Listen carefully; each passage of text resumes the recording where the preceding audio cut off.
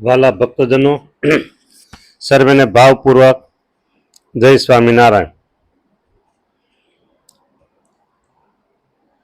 સ્વામી વાત કરે છે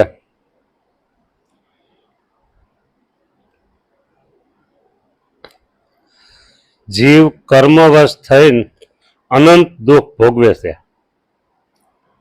કર્મવશ થઈને અનંત દુઃખ ભોગવે છે એમ વિચારે તો પણ આજ્ઞામાં રહેવાય. એમ જ્ઞાનીને તો અનેક રીત છે આજ્ઞામાં રહેવા માટે. એમ વિચારે કર્મ અવસ્થાના દુઃખ ભોગવવા જ પડે છે ને, તો ભગવાનની આજ્ઞામાં રહીએ તો બરાબર દુઃખ વધે ને ઓછું થાય.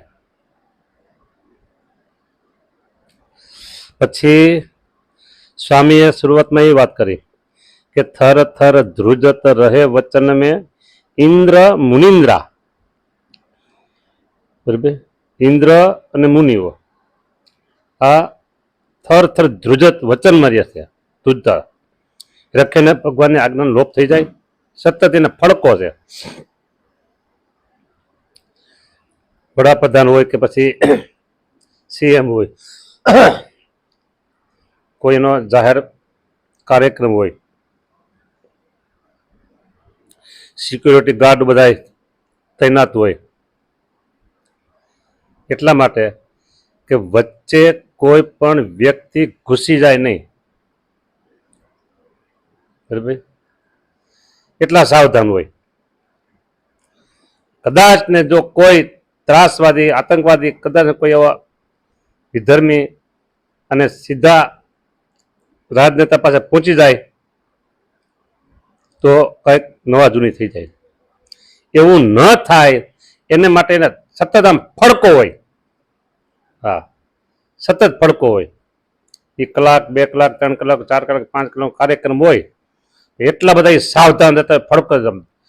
કદાચ કોઈ પણ ઉપર આકાશમાં ચકલો પણ નો ફરકવા દે ને,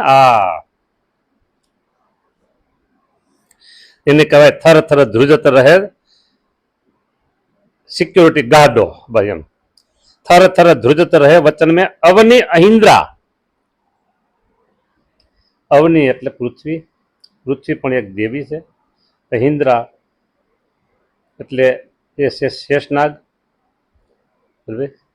શેષનાગે ભગવાનની આજ્ઞાથી પૃથ્વીને પોતાની ફેણા ઉપર ધરી રાખી છે. જરેક જો ફેણને આડા હોડી આમ હલાવે, ઊંચે નીચે કરે તો પૃથ્વીનું કાંઈનું કાંઈ થઈ જાય. બરાબર,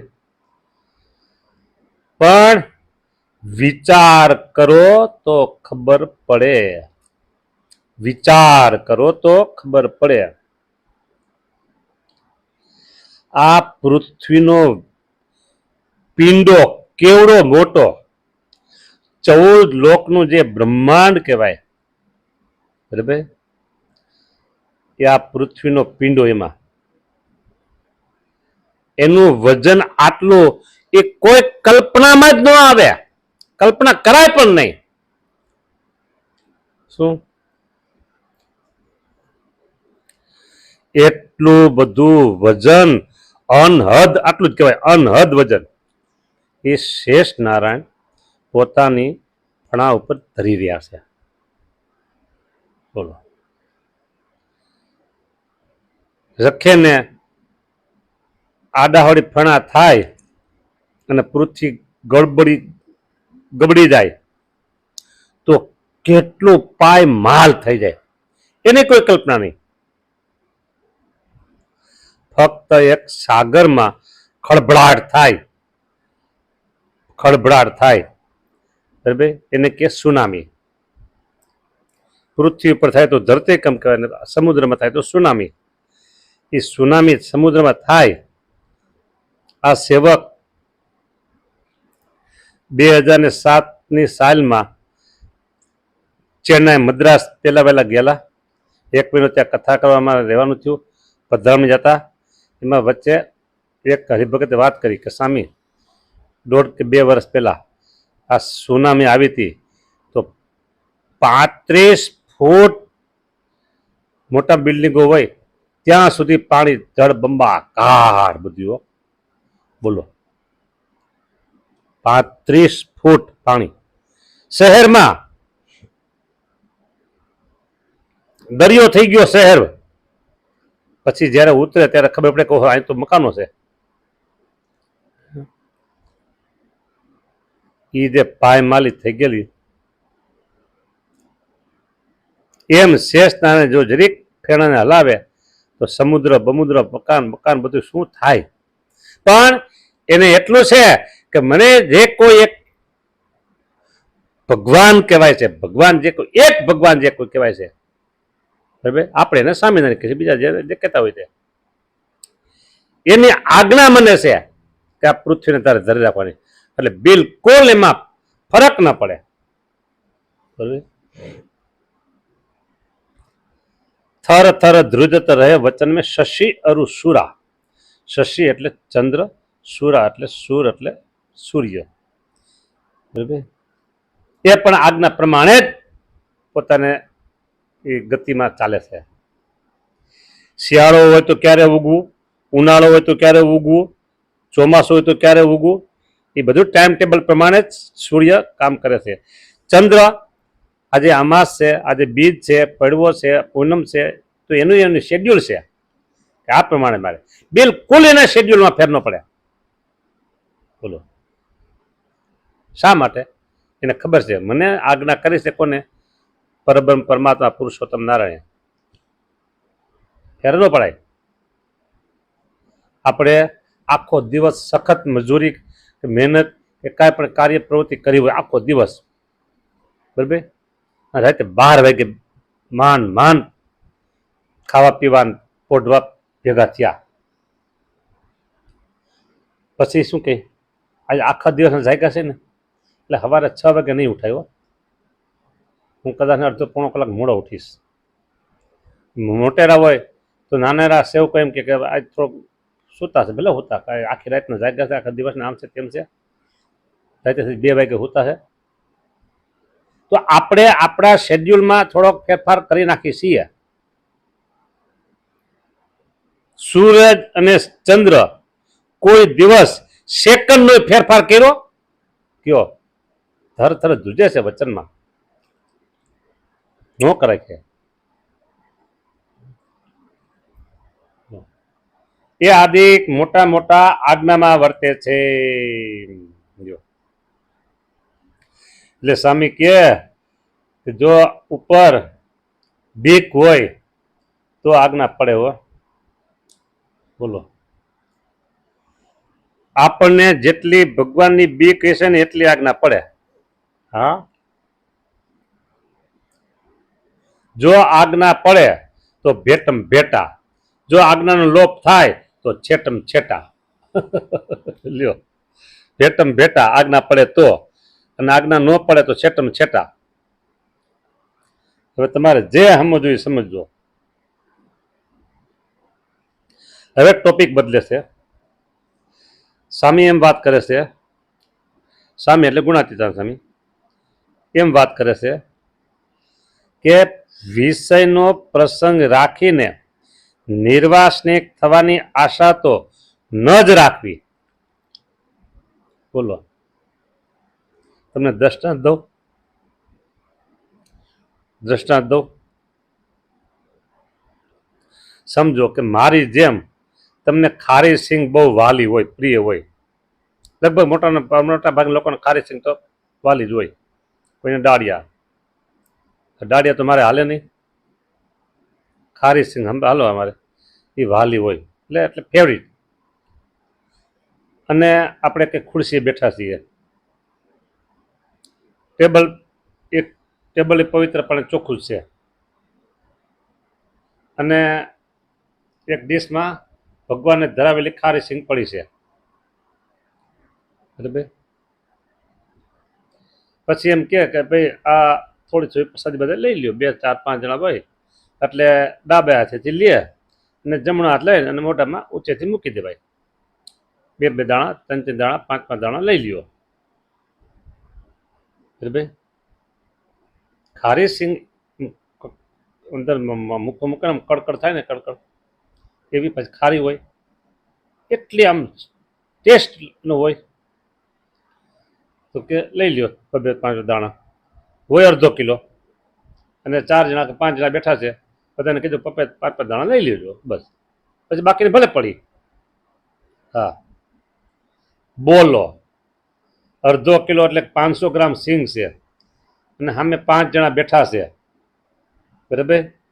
અને એને એવું જ કહેવામાં આવ્યું છે કે 5 દાણા લઈ લ્યો, બાકીની ભલે પડી. અને અડધો કલાકનો પ્રોગ્રામ હોય, આપણે કંઈક વાતચીતનો કે કોઈ પણ કાંઈ ટેબલ બધા બેઠા છે, ટેબલ ચોખ્ખું છે, પવિત્ર છે, બધી સિંગિયા રાખી છે, અને આપણે હાથ ધોયેલા છે, ને ધોયેલા હાથે આપણે બેઠા છીએ બધા 5 જણા, સાધુ હોય કે સત્સંગી હોય કે બાળકો હોય, કોઈ પણ લ્યો ને. એક હું ગણી દો, કારણ કે મને સિંગ પ્રિય છે એટલે કહું છું. હા, જો હું 1.5 મુઠ્ઠી લઈ લઉં, પાણી પીવાનું, પછી થોડુંક બસ ટેકો થઈ જાય. તો વિચાર કરો, એ સિંગ રહ્યા ખરા અડધો કલાકના પ્રોગ્રામમાં 500 ગ્રામ? બોલો રે. સામે એમ કે છે કે વિષયનો પ્રસંગ રાખી નિર્વાસનિક થવાની આશા તો ન જ રાખવી. એટલે આપણે એવી રીતે 5 વિષય, શબ્દ સ્પર્શ રૂપરસ અને ગંધ, બરાબર, એનો જોગ હોય આપણે, અને પછી એમ કે નિર્વાસનિક થવું છે, થવાય? વિષયથી છેટા એટલા દેવાય, બની શકે એટલે છેટા જ દેવાય. હા, તો આજ્ઞા પડે ને વાસના બળે ને પ્રભુ મળે, અંતરના દોષ તો ટળે. એક વાત પૂરી થઈ ગઈ. હવે બીજી વાત આવે છે, આજ્ઞા લોપે તેના હૈયામાં સુખ ન રહે. આજ્ઞા લોપે એના હૈયામાં સુખ રહે જ નહીં. કેવી રીતે? ચણા અને ઘઉં ખેતરમાં વાવ્યા હોય, એમાં હિમ પડે, તે ઉપરથી તો હોય એવો ને એવો દાણો દેખાય, પણ માહિતી બીજ બળી જાય છે. બોલો, અંદરનું બીજ છે ને બળી જાય છે, દાણો એવો નહીં દેખાય. હા, એમ આ જે આજ્ઞા લોપે તે ઉપરથી તો સારું દેખાય, પણ અંતરમાં સુખ હોય નહીં. લ્યો, આવી વાત છે, બરાબર. તો હવે આપણે અહીં વાત પૂરી થાય છે, અને સમય પણ આપણે છે 2-3 મિનિટ, પણ અત્યારે પૂરું કરી દઈશું. છતાં કેવું હોય તો કહી દઉં, સમય લેખે લાગી જાય ને 15 મિનિટ. આ જીવને માથે શાસ્તા વિના સ્વતંત્રપણે તો જીવ દેહનો જ કીડો થઈ રહે એવો છે. શાસ્તા એટલે નિયમમાં રખાવનાર કોઈ નથી આપણે, બરાબર, ને સ્વતંત્ર રહેશે તો એ જીવ કીડો એટલે અતિ આસક્ત એક થઈ જાય છે વિષયમાં, બરાબર. દેહનો કીડો એટલે દેહમાં અતિશય આસક્તિ, આવો થઈ જાય છે. લ્યો, હવે વાત એવી છે,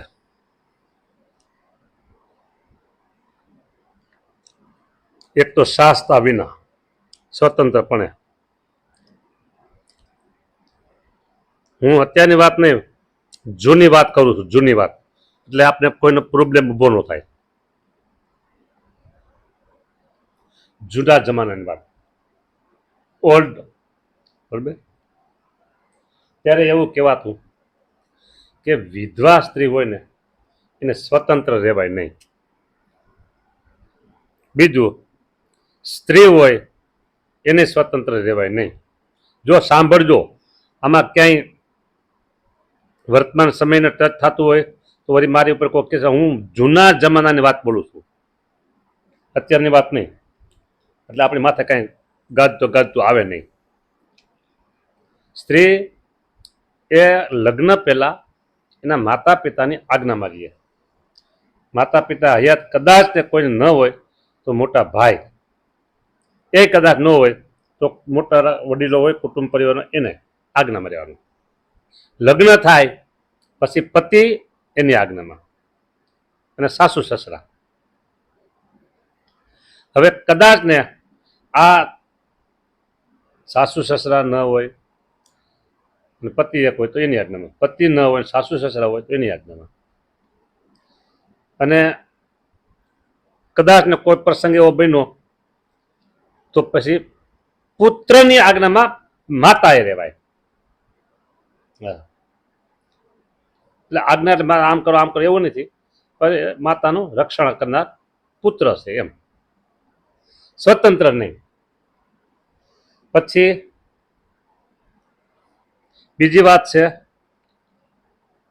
સાધુ, એને પણ સ્વતંત્ર નહીં. એને ગુરુભાઈ અથવા ગુરુ કોઈ પણ ઉપર હોવા જોઈએ. તો એમાંથી બંનેની સેફટી છે, સલામતી છે, એટલા માટે વાત છે.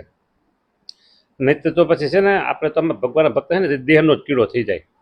દેહ રખા કહેવાય ને, દેહ રખા ન થવાય, દેહનો કીડો ન થવાય, દેહાભિમાન ન આવે. એટલા માટે માથે કોઈક હોય તો આપણે ઘણા બધા સલામત રહી શકીએ છીએ. આટલી વાત. જય સ્વામિનારાયણ.